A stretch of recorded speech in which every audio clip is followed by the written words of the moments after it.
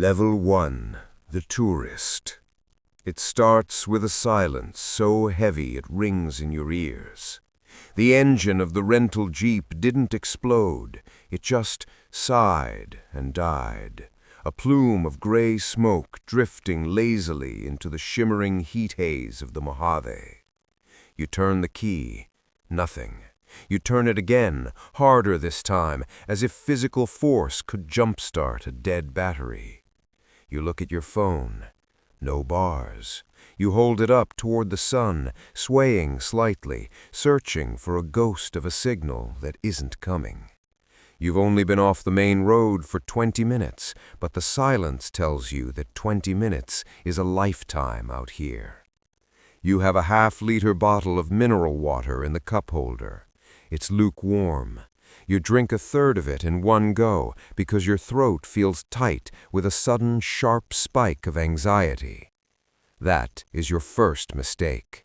You think like a consumer, not a survivor. You think the world owes you a refill. You decide to stay with the vehicle. That's what the manuals say. But as the clock hits 1 p.m., the interior of the Jeep becomes an oven. The leather seats burn your thighs through your khakis. The air is stagnant, smelling of hot plastic and floor mats. You step outside, and the heat hits you like a physical weight. It's 114 degrees.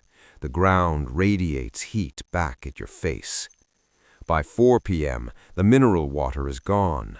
You've spent the afternoon pacing around the Jeep, scanning the horizon for a dust cloud that would signal a rescue party. There are no clouds, just the white-hot eye of the sun and the cracked, alkaline earth. Your skin starts to prickle. You aren't sweating anymore. That should terrify you, but you're just annoyed. You're thinking about the hotel pool. You're thinking about the steak dinner you're going to miss. You still believe this is an inconvenience, a story you'll tell at the office. As the sun finally dips, the temperature plunges 40 degrees in an hour. Now you're shivering. You huddle in the back seat, wrapped in a floor mat, watching the stars come out. They are beautiful, cold, and utterly indifferent. You realize for the first time that you are not a guest in the desert.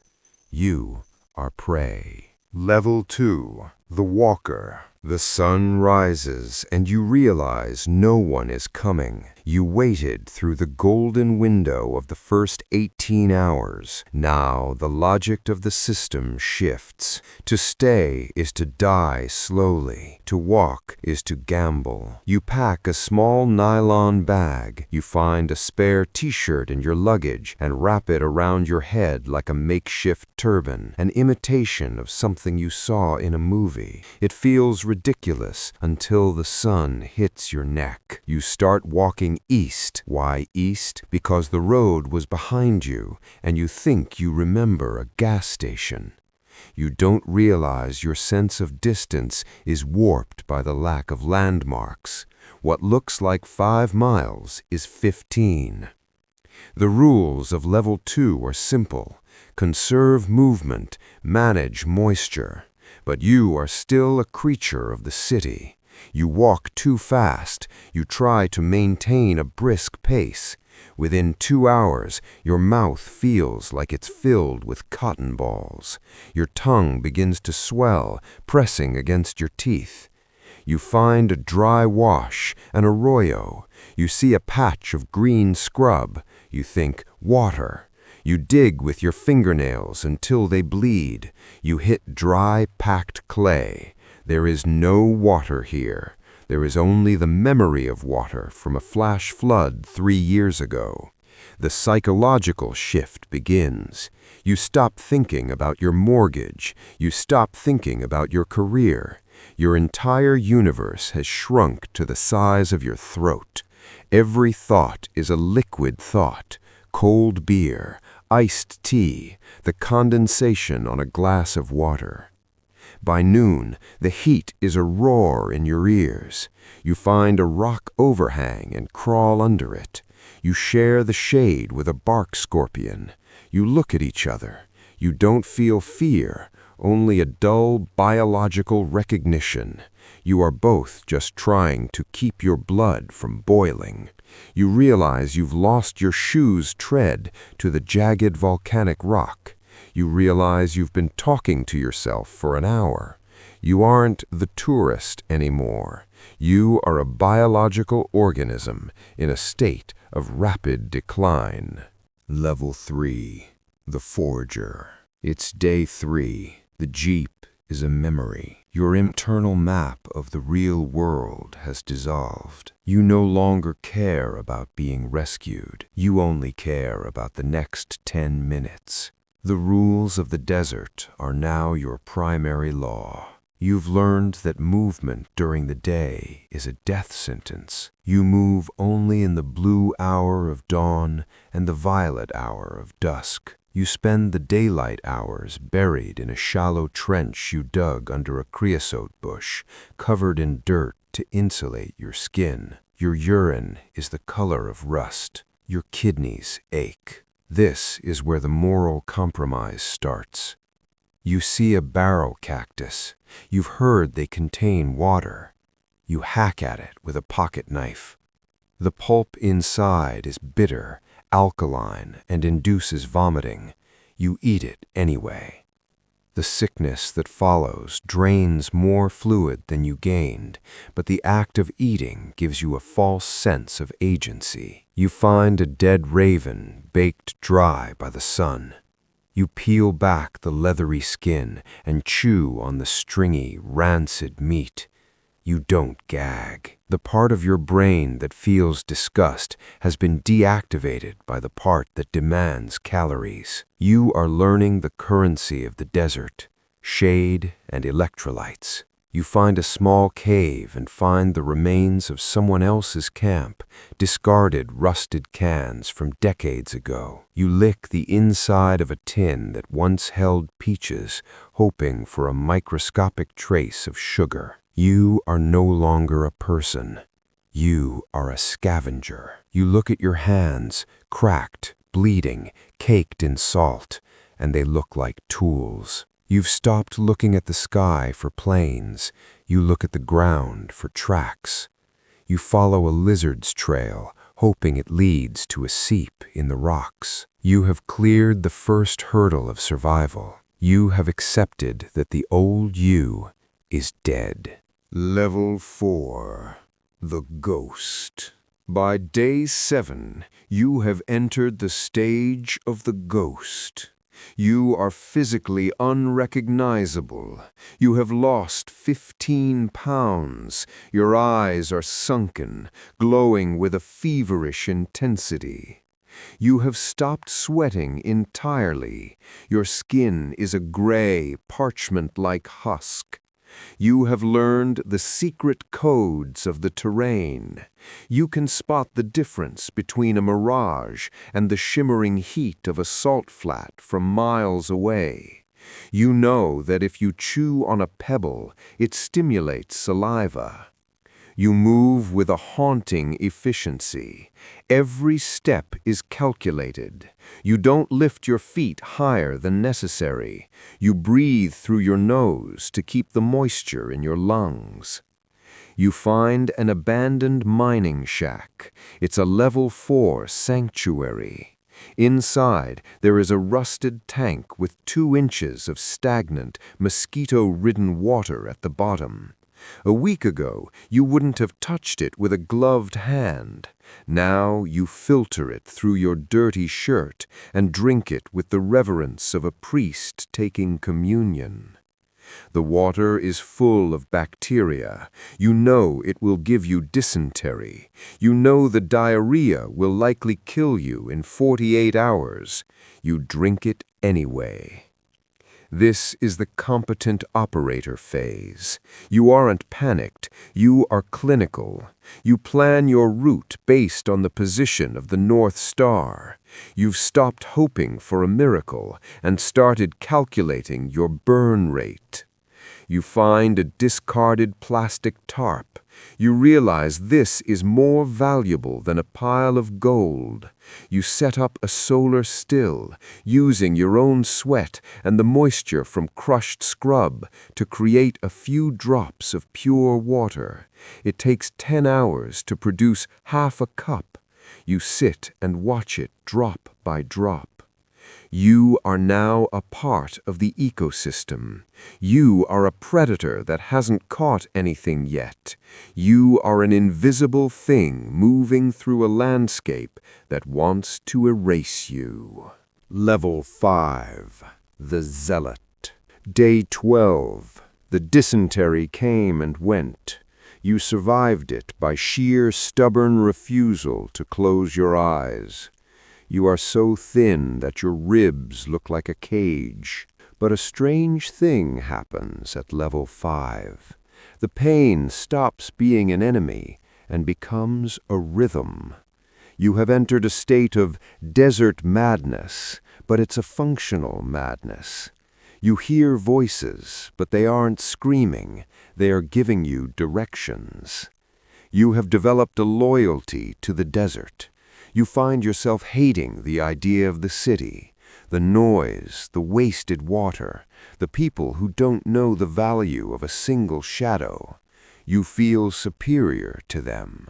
You have mastered the art of the creature sleep. You can drop into a deep REM cycle for 12 minutes and wake up fully alert at the slightest vibration of the sand. You find a small spring, a tinaja, hidden deep in a canyon. It's a miracle, a pool of water the size of a bathtub trapped in the rocks. You don't jump in, you don't waste it. You sit by it for a full day, guarding it. You kill a rattlesnake with a rock. You do it with a terrifying, silent speed. You skin it, eat the meat raw, and save the skin to wrap around your crumbling boots. Your identity has eroded. You no longer remember your last name. You are he who walks. You are the shadow. You begin to create your own rules. You talk to the sun. You bargain with the wind. You believe that if you follow the correct path, the desert will eventually let you go, or it will keep you forever as its favorite pet. You are a competent operator of the wasteland. You have leverage over your own death.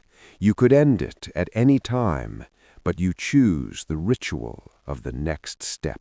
Level 6. The Warden. Day 20. You are no longer trying to get back to civilization. You are simply existing within the system. You have found a permanent water source, a deep, ancient well at a collapsed homestead. You have become a warden. You have established a territory. You know every lizard hole and every cactus fruit within a 5-mile radius. You have built a shelter out of stone and scrap metal that stays cool even at noon. You have a currency now. You have a stash of dried snake meat. You have 3 gallons of stored water in old glass bottles you found buried. You have a fire kit made from a curved piece of glass and dry tinder. You are an authority figure in a kingdom of nothing. When a search plane finally flies overhead, a tiny silver speck in the blue, you don't run out and wave. You watch it from the shadows of your shack. You realize that rescue means a hospital bed, a police report, a return to a world of taxes and schedules and people who don't understand the silence. You feel a flicker of contempt. You are a king here. You answer to no one but the heat. But the isolation is beginning to rot your mind. You start seeing people who aren't there. You have long, complex arguments with your father, who died 10 years ago. You explain the physics of the solar still to him. He nods. He is proud of you. You are untouchable, but the cost is your humanity. You have forgotten how to speak. When you try to say a word, it comes out as a dry croak. You don't need words. The desert doesn't use them. Level 7. The Ancient. Months have passed. Time has lost its linear quality. There is only the big heat and the small heat. You are level 7. You are an ancient. Your skin is no longer skin. It is leather, tanned dark and tough by 3,000 hours of direct UV exposure. Your hair is white and matted with salt and dust. You move through the desert like a ghost. You don't even seem to disturb the sand. You know where the underground rivers are. You can smell water from 3 miles away on the wind. You have become a mythic figure. You find the remains of other walkers, the ones who didn't make it to level 3. You find their bleached bones and their plastic water bottles. You collect their belongings like artifacts of a fallen civilization. A gold watch, a wedding ring, a car key. They mean nothing to you. You use the gold watch as a weight for a bird trap. You have achieved ultimate power over the environment. You can survive indefinitely. You are the architect of your own survival, but you are also a prisoner. You are so finely tuned to the desert that you could never leave. The humidity of the coast would drown you. The sounds of a city would shatter your brain. You are isolated at the top of the food chain. You are the only human for 100 miles, and you have never been more alone. You realize that you didn't survive the desert. The desert consumed you and spat out a version of itself in human form. You sit on a ridge at sunset, watching the shadows stretch out for miles. You are a part of the geology now. Level 8. The Architect. At level 8, you are no longer a person. You are the spirit of the place. You don't seek water anymore. You know where it will be before it even rains. You don't feel the heat. Your body temperature has seemingly synchronized with the environment. You have reached a state of mythic isolation. You are the ghost of the Mojave. Occasionally, hikers on the very edge of the wilderness see a figure on a distant ridge, a tall, skeletal shape that vanishes when they rub their eyes. You see the system from the outside. You see the cycle of life and death, the way the sand moves in decades, not days. You see the hubris of the humans who build roads through your kingdom. One day you are sitting by the ruins of your first Jeep. It's a rusted skeleton now, half buried in a dune. The tires are gone. The leather is dust. You hear a sound, a distant, rhythmic, metallic clicking. You move toward it, silent as a breeze. On the edge of the wash, a silver SUV has high-centered on a rock. The driver's side door opens. A man steps out. He's wearing a bright blue polo shirt and expensive sunglasses. He looks at his phone. He holds it up to the sky, swaying slightly, searching for a signal. He looks at the hood of his car and sighs. He reaches into the cup holder and pulls out a fresh, cold bottle of mineral water. He takes a long, deep drink, spilling some down his chin. He wipes his mouth and looks around, annoyed by the heat. He thinks he's having a bad day. He doesn't see you standing 20 feet away in the shimmering heat. He doesn't see the way the desert is already beginning to breathe him in. He thinks he understands the game. He doesn't, but he will. If you found this descent into the heat harrowing, make sure to follow the channel for more deep dives into the extremes of human endurance. Now, a question for the survivors in the comments. If you were stranded and could only have one item from your modern life, not for survival, but to keep your sanity, what would it be and why? Let us know below.